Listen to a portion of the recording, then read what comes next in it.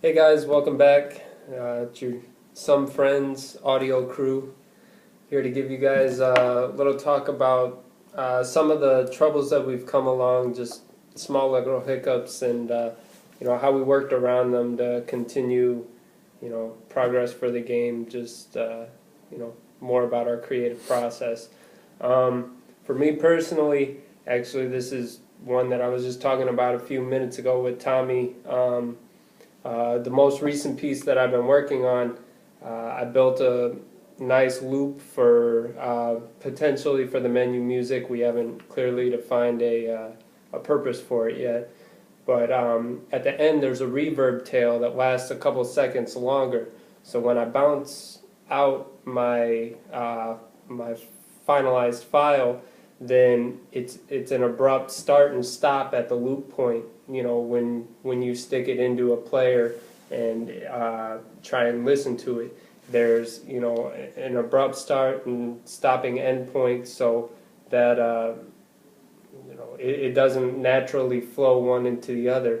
So Tommy gave me the idea to that he's used in the past. We bounce out a small little section of the endpoint with the reverb tail, and we can move it to the front of the piece and blend it in so that it naturally feeds back into itself. So you have that separate reverb tail, and you can. I really don't know where I'm going with this.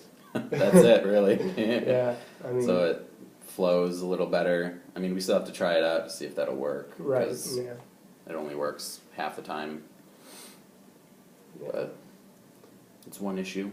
Yeah. And then the other one we were just talking about is from the beginning of the game process here, we've been talking about having music kind of flow with the layers so that when you switch to a layer that's behind your current layer, the music changes somehow.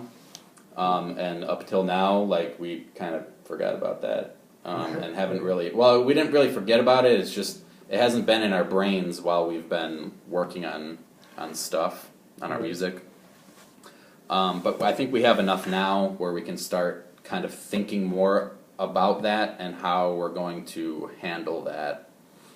So one of our ideas is to write some other music that is in the same key and in the same tempo as on a piece that we have already, and just making it kind of flow into that once you switch layers. So it's the same, so you don't really skip any beats, but it's a different mood that is portrayed once you are in that layer.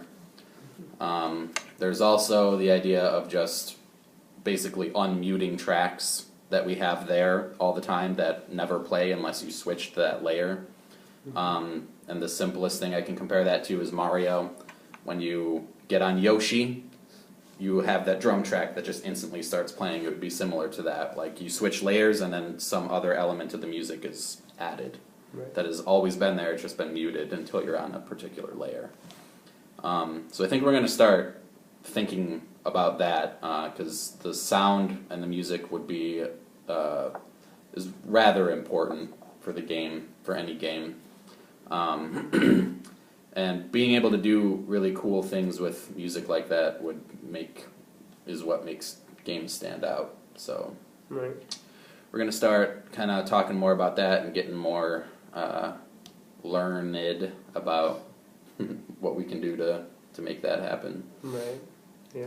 Got to sit down with the designers and the programmers to, talk about potential ways that we can, play with that effect. But it's definitely would bring an interesting element to the, to the music style. Yeah, and that'll be challenging just because we don't know.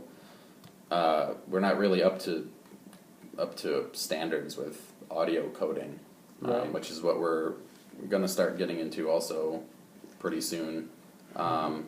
Learning, Fmod or Wise and just how coding works from an audio standpoint, so that we know what we're able to do, or whether any of this stuff that we're talking about is possible from well, from a coding standpoint, which I'm sure it is. It's just probably a huge pain.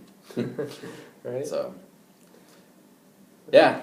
So that's pretty much that. Yeah. Some of the challenges that we have coming up. So we'll check in next time with something new from the audio group. Yeah, I already know.